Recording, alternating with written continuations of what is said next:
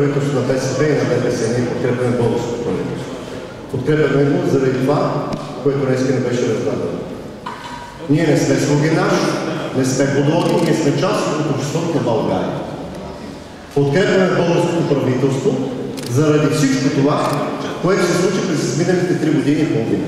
Заради тази реална диктатура, от която ние бяхме подложени от правителството на ГЕРБ, от правителството на Борисов, от правителството на Цветанов и от криминалните кръгове на Искра Фидосова и цялата им банда.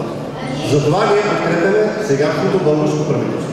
Колко време даваме толеранс и колко не даваме, не сме ние хората, които ще го казват. На 12 май имаше законни парламентарни избори, това правителство беше избрано законно и той има 4 годишен мандат.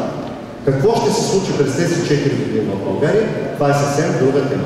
Но ние към момента нямаме право да не подкрепяме това правителство заради всичко това, което е изпълнено до момента за този един месец.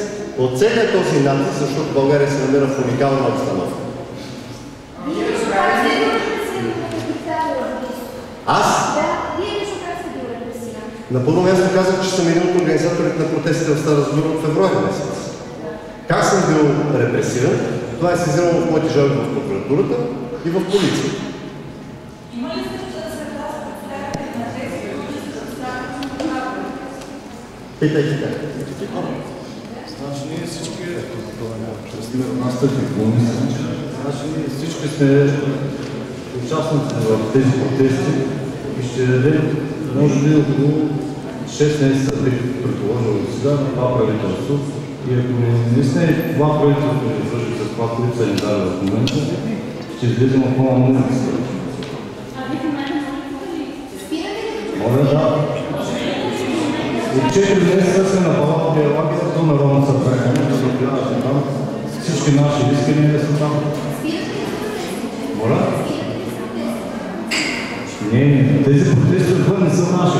Тези протести отвън са платени от ГЕРБ. Това са протести, които са платени от ГЕРБ. Нашите палатовите лагери, които са до Народно събрание настроени. Колеги, защото така се може да бъде. Аз имам един въпрос, който няма да се задавам с вас, журналистите. Вие против това правителство, колежка? Вие против това правителство и защо? Вие протестирате ли и защо? Дайте да направим една нормална граница. Кой какво иска и защо? Вие питате, ние протестираме. Да, ние протестирахме срещу районирането на зоните, сини и зелено. Ние протестирахме срещу закона за забрана за тютюнопушенето, за това са два закони, срещу закона за вертете, срещу да изилюстрираме всички. Те са 34 неща. Второ, вие задавате много неморално и некоректно въпрос, защото бъдете понятията, извинявайте. Зная, че сега ще ме разчете, но бъдете понятията. Едно е човек да протестира в името на нещо, с ясната цел, Стоян го показва.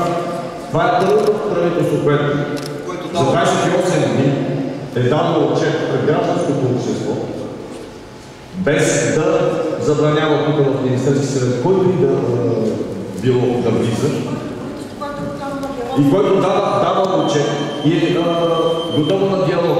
Вие в момента задавате въпроса, добре, като свърши пресконференцията, ще ви разкаже един виз за навременна как Русака, казвам на американеца, за какво да го псувам този човек за брежен стаж.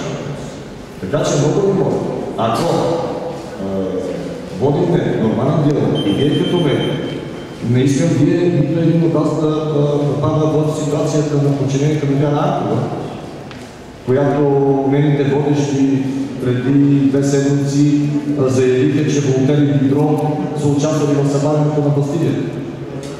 Дайте да бъдем точни, защото ние не сме най-глупавите, не сме най-необразованите, не сме най-бедните и не сме най-манипулираните. Както отвънка, детето, добре охраното дете на тоталитаризма,